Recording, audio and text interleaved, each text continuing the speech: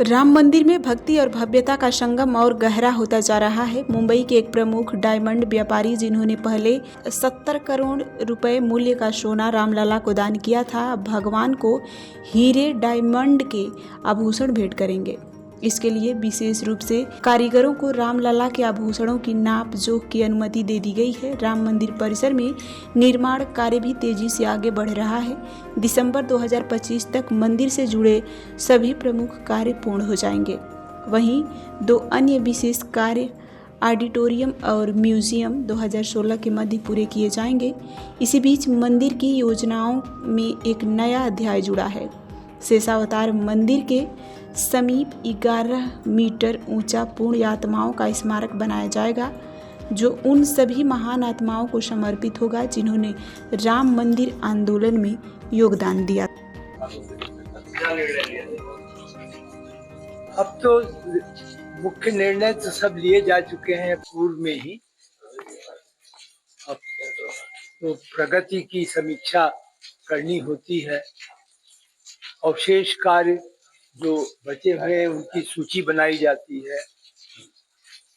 लेकिन कल एक अवश्य जो पहले कार्यक्रम में नहीं था उससे सम्मिलित कर लिया गया है, वो है पूर्ण आत्माओं का एक स्मारक, जो कि परिसर में सप्तऋषि मंदिर के निकट बनाया जाएगा। वो ऊंचाई में लगभग 11 मीटर का ऊंचा होगा। ग्रेनाइट के पत्थर से बनाया जाएगा। उसकी डिजाइन इत्यादि कल उसे अंतिम स्वरूप दे दिया गया है और यह भी लक्ष्य है कि जो दिसंबर 2025 की हम लोगों ने समय सीमा निर्धारित की है उसके ही अंतर्गत इसे भी पूर्ण कर दिया जाएगा। सभी कार्यक्रम अब धीरे धीरे इस स्थिति में आ गए हैं कि उन्हें अब फाइनल करके अंतिम स्वरूप प्रदान करके ट्रस्ट के नियंत्रण में आने वाले 4 माह में हस्तांतरित कर दिया जाए। केवल 2 कार्य रहेंगे जो कि वर्ष 2026 में जाएंगे। परिसर में एक ऑडिटोरियम जो बन रहा है वह 2026 के प्रथम 6 माह के अंतर्गत पूर्ण होगा और दूसरा जो म्यूजियम है, संग्रहालय है, उसका बाकी सभी कार्य दिसंबर 2025 तक पूर्ण हो जाएंगे। बजट की बात की जाए, जिस तरह बात की जाए तो आप जो है प्रधानमंत्री को क्या मतलब दीजिए क्या बताने मेरी जानकारी में तो ऐसा नहीं है कि अभी कोई निमंत्रण प्रधानमंत्री जी को दिया गया है। शेषावतार मंदिर की क्या स्थिति है? शेषावतार मंदिर पूर्ण हो गया है। उसपे स्वर्ण कलश जो शिखर पे लगना था वह भी पूर्ण हो गया है। इस प्रकार जो स्वर्ण का कार्य था पूरे मंदिर में वह पूरा किया जा चुका है। अब ये कितना सोना लगा पूरे मंदिर में? पहले शायद मैंने आपको बताया था 70 करोड़ रुपए का सोना क्रय हुआ, जो कि जिन्होंने दान दिया था बम्बई के एक व्यापारी थे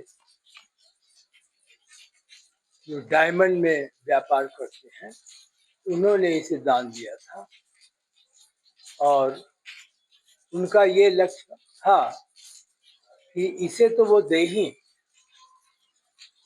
कल उनका बल्कि अभी आया फोन, वो चाहते हैं कि रामलला का एक पूरा जो आभूषण है उनको वो विशेष डायमंड में बनाकर और वो अपना योगदान करें। ये उनके विश्वास पे, श्रद्धा पर निर्भर है, लेकिन उन्होंने यह अनुमति अवश्य चाहिए कि उनके लोग जो इसको बनाएंगे उनको नाप जोख करने के लिए अनुमति कर दी जाए, और यहाँ है जो अनुमति दे दी गई है। अभी इसके अलावा पिछले बैठक में आपने लाइटिंग, कई कंपनियों के लोग आए जी, थे, जी। लाइटिंग को लेकर उसका क्या निर्णय लिया? फसाड लाइटिंग का निर्णय अब लगभग अंतिम हो गया है, और आपको ये जानकर संतोष होगा कि जिसकी शुरुआत आज से करीब 6 माह पहले टेंडर द्वारा की गई थी, और उस समय न्यूनतम टेंडर लगभग 52 करोड़ रुपए का था। आज की तारीख में इनकी प्रतिस्पर्धा और डिजाइन के आधार पर कुल व्यय अनुमानित है कि यह कार्य 5 करोड़ रुपए में हो जाएगा। जो कंपनियां हैं वो 18 तारीख को अपना फाइनल डिमॉन्स्ट्रेशन देंगी, और उसी दिन ही उनके साथ जो भी निगोशिएशन होना है करके इस कार्य को अंतिम स्वरूप दे दिया जाएगा। टेंडर जो प्रक्रिया थी बाउंड्री वाल जी, का क्या प्रोग्रेस? टेंडर तो जारी किया जा चुका है।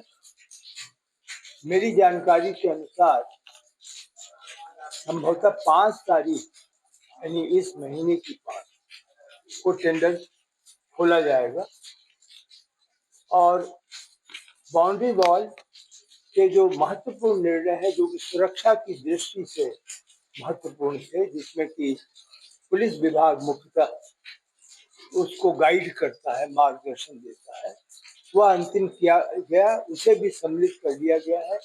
और अब बाउंड्री वॉल के बाद अब कार्य हम आशा करते हैं 15 अगस्त के बाद खुदाई का कार्य शुरू हो जाएगा। जिससे बात की जाए निर्माण कार्य में कोई दिक्कत नहीं आ रही, जैसे बारिश हो रही है, क्या उसमें और भी कारीगरों को बढ़ाने की बात है, या कार्य में? देखिए, दो हित जो हैं वो क्लैश कर रहे हैं। किसान का हित जो सर्वोपरि है, और लक्ष्य समय सारणी जो हमारा कदाचित हित होता है, लेकिन ये वर्षा तो